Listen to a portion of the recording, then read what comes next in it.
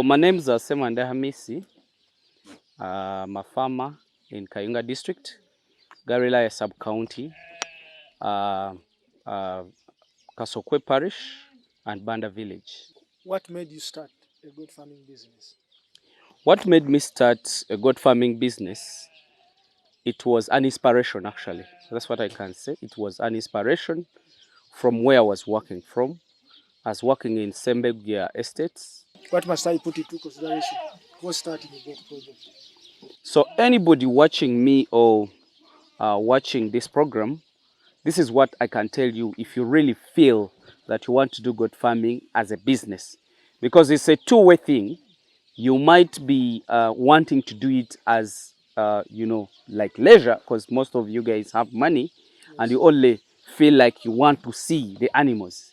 But basically, as a business, this is what I can tell you that you really need to have.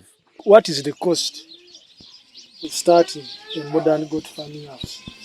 Yeah, that's it's not an easy question, first of all, because this determines on your financial muscle.